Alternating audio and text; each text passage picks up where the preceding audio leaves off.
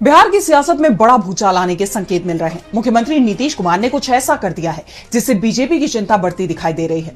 इस बार के चुनाव में बीजेपी सबसे बड़ी पार्टी बनकर उभरी है, जिसके बाद सरकार गठन में भी नीतीश की पार्टी जेडीयू को ज्यादा महत्वपूर्ण पद नहीं मिले। ऐसे में खबर आ रही है कि अब नीतीश एक बार फिर बीजेपी को अपनी ताकत दिखाने का प्लान बना रहे हैं। तो क्या है पूरा मामला, जानने के लिए देखिए ये रिपोर्ट। बिहार में बड़ी उथल पुथल होने वाली है, क्योंकि मुख्यमंत्री नीतीश कुमार बीजेपी के सामने खुद को मजबूत दिखाने की कोशिशों में जुट गए हैं। हालिया घटनाक्रम से तो कुछ ऐसे ही संकेत मिल रहे हैं। दरअसल नीतीश ने असदुद्दीन ओवैसी की पार्टी AIMIM के विधायकों से मुलाकात की है।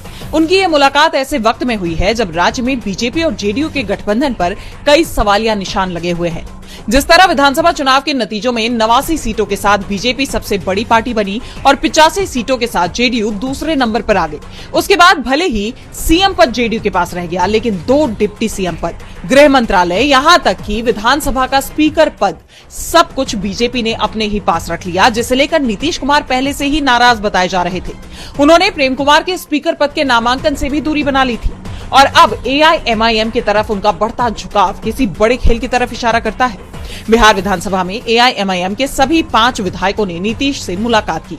हालांकि इस दौरान वो डिप्टी सीएम सम्राट चौधरी से भी मिले और इस मुलाकात को पूरी तरह औपचारिक बताया गया, लेकिन ओवैसी के विधायकों ने जिस तरह नीतीश की तारीफों के पुल बांधे, मुर्शीद आलम ने तो उन्हें अपना राजनीतिक गुरु ही बता दिया और कहा कि मुझे राजनीति में आगे बढ़ाने में सीएम की बड़ी भूमिका रही है।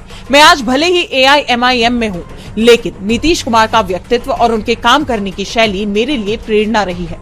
मैं एहसान फरामोश नहीं हूँ, नीतीश कुमार के योगदान को हमेशा याद रखूंगा। उनके इस बयान के बाद बिहार में बड़े उलटफेर की चर्चा शुरू हो गई है। कहा यह जा रहा है कि अपनी पार्टी को बीजेपी से भी बड़ी पार्टी बनाने के लिए नीतीश इन विधायकों को अपने पाले में कर सकते हैं, जिससे उनकी कुल विधायकों की संख्या 90 हो जाएगी। और पिछले चुनाव में भी देखा गया था कि कैसे ओवैसी के 5 में से 4 विधायकों ने चुनाव जीतने के बाद आरजेडी का दामन थाम लिया था।